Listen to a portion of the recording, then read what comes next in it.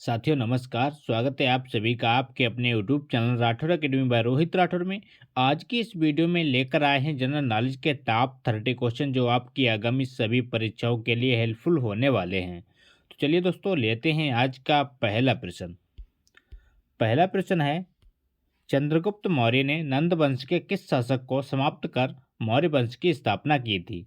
बताइए दोस्तों, चंद्रगुप्त मौर्य ने नंद वंश के किस शासक को समाप्त कर मौर्य वंश की स्थापना की थी? तो इस क्वेश्चन का राइट आंसर है धननंद, यानी कि डी ऑप्शन करेक्ट हो जाएगा। अगला प्रश्न है, प्रसिद्ध यूनानी राजदूत मेगस्थनीज किसके दरबार में रहता था? बताइए साथियों, प्रसिद्ध यूनानी राजदूत मेगस्थनीज किसके दरबार में रहता था? तो इस प्रश्न का राइट आंसर है चंद्रगुप्त मौर्य, यानी कि ऑप्शन करेक्ट हो जाएगा। मेगस्थनीज चंद्रगुप्त मौर्य के दरबार में रहता था।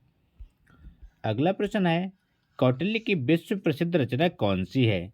बताइए दोस्तों, कौटिल्य की विश्व प्रसिद्ध रचना कौन सी है? सभी को पता होगा इसका राइट आंसर। तो इस प्रश्न का राइट आंसर है अर्थशास्त्र, यानी कि बी ऑप्शन करेक्ट हो जाएगा। कौटिल्य की विश्व प्रसिद्ध रचना अर्थशास्त्र है। अगला प्रश्न है, इंडिका किसकी रचना है? बताइए दोस्तों, इंडिका किसकी रचना है? तो इस प्रश्न का राइट आंसर है मेगास्थनीज, यानी कि सी ऑप्शन करेक्ट हो जाएगा। इंपॉर्टेंट प्रश्न है, बार बार परीक्षा में पूछा जाता है। अगला प्रश्न है, शाहजहां ने आगरा का ताजमहल किसकी स्मृति में बनवाया था? बताइए फ्रेंड्स, शाहजहां ने आगरा का ताजमहल किसकी याद में बनवाया था? तो वह बनवाया था मुमताज महल, यानी कि डी ऑप्शन करेक्ट हो जाएगा। मुमताज महल की याद में शाहजहां ने आगरा का ताजमहल बनवाया था। अगला प्रश्न है, यूनानियों ने किसे अमित्रोचेटस कहा है? बताइए फ्रेंड्स। तो इस प्रश्न का राइट आंसर है बिंदुसार, यानी कि सी ऑप्शन करेक्ट हो जाएगा। बढ़ते हैं अगले प्रश्न की ओर। अगला प्रश्न है, मौर्य शासक अशोक ने कलिंग पर कब आक्रमण किया था? बताइए साथियों, मौर्य शासक अशोक ने कलिंग पर आक्रमण किया था। तो इस क्वेश्चन का राइट आंसर है 261 ईसा पूर्व, यानी कि बी ऑप्शन करेक्ट हो जाएगा। मौर्य शासक अशोक ने कलिंग पर 261 ईसा पूर्व आक्रमण किया था। अगला प्रश्न है, अशोक के शिलालेखों को सर्वप्रथम किसने पढ़ा?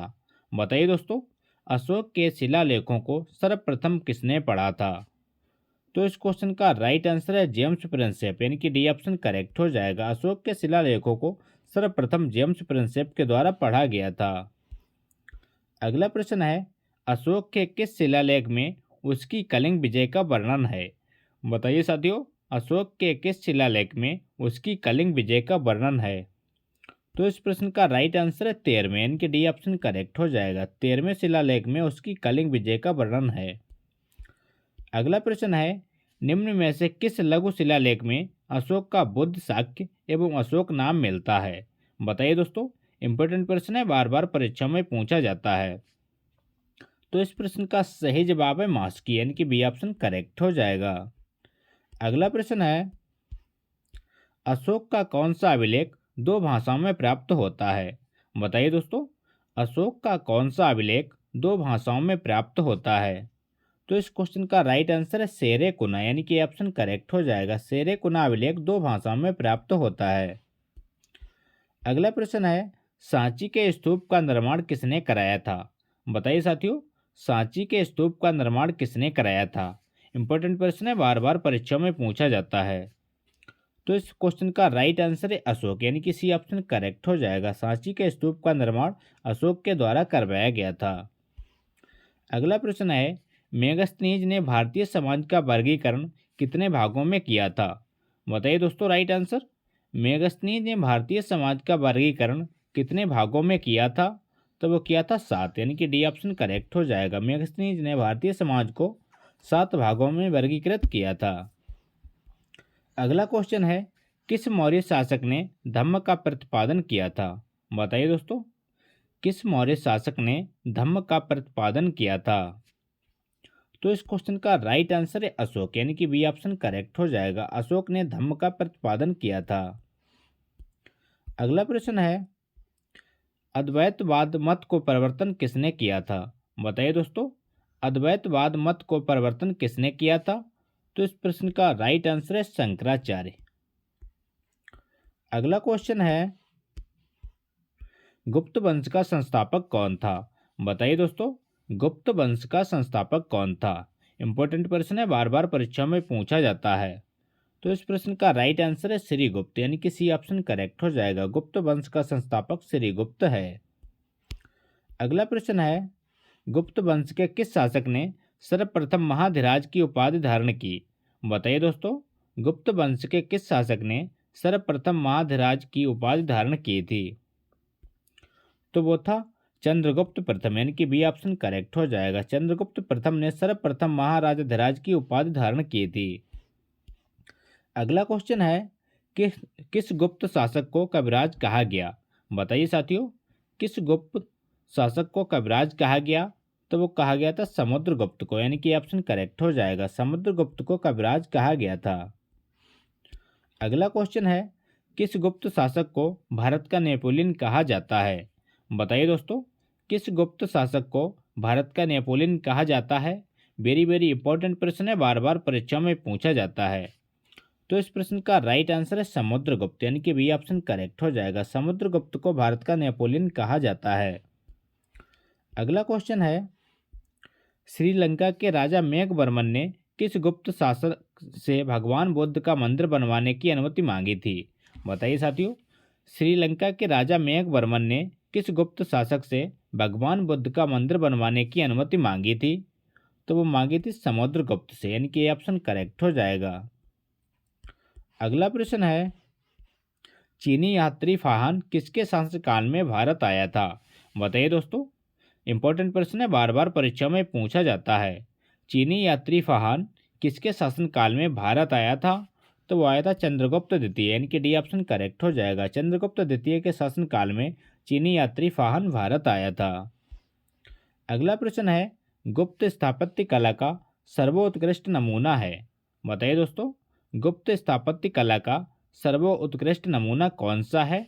तो वह है देवगढ़ का दशावतार मंदिर, यानी कि ऑप्शन करेक्ट हो जाएगा। इंपॉर्टेंट प्रश्न है, याद रखिएगा। अगला क्वेश्चन है, सर्वाधिक सोने के सिक्के किस काल में चलाए गए? बताइए साथियों, सर्वाधिक सोने के सिक्के किस काल में चलाए गए थे? तो वो चलाए गए थे गुप्त काल में, यानी कि ऑप्शन करेक्ट हो जाएगा। सर्वाधिक सोने के सिक्के गुप्त काल में चलाए गए थे। अगला प्रश्न है, हर्षवर्धन की राजधानी कहाँ थी? बताइए दोस्तों, हर्षवर्धन की राजधानी कहाँ थी?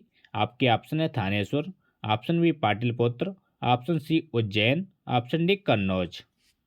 तो इस क्वेश्चन का राइट आंसर है उज्जैन, यानी कि सी ऑप्शन करेक्ट हो जाएगा। हर्षवर्धन की राजधानी उज्जैन में थी। अगला प्रश्न है, चीनी यात्री हेनसांग किसके शासनकाल में भारत आया था? बताइए दोस्तों, चीनी यात्री हेनसांग किसके शासनकाल में भारत आया था? तो वो आया था हर्षवर्धन के, यानी कि बी ऑप्शन करेक्ट हो जाएगा। अगला क्वेश्चन है, प्रसिद्ध विट्ठल स्वामी का मंदिर तथा हजारा का मंदिर का निर्माण किसने करवाया था? बताइए दोस्तों, प्रसिद्ध विट्ठलनाथ स्वामी का मंदिर तथा हजारा का मंदिर का निर्माण किसने करवाया था? तो वो करवाया था कृष्णदेव राय ने, यानी कि सी ऑप्शन राइट हो जाएगा। कृष्णदेव राय के द्वारा प्रसिद्ध विट्ठल स्वामी मंदिर तथा हजारा का मंदिर का निर्माण करवाया गया था। अगला क्वेश्चन है, ख्वाजा मोइनुद्दीन चिश्ती की दरगाह कहाँ स्थित है?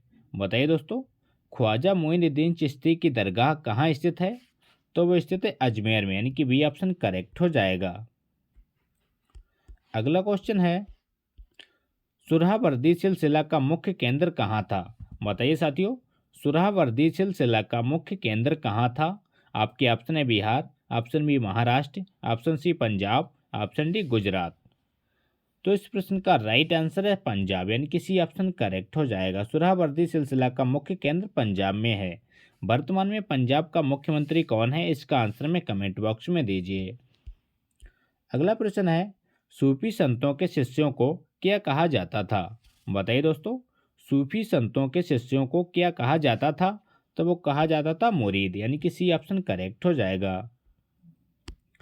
अगला प्रश्न है, विशिष्टाद्वैतवाद मत के प्रवर्तक कौन है? बताइए दोस्तों, विशिष्टाद्वैतवाद के मत के प्रवर्तक कौन है? तो इस प्रश्न का राइट आंसर है रामानुजाचार्य, यानी कि डी ऑप्शन राइट हो जाएगा। तो ये थे दोस्तों आज के मोस्ट इंपॉर्टेंट क्वेश्चन।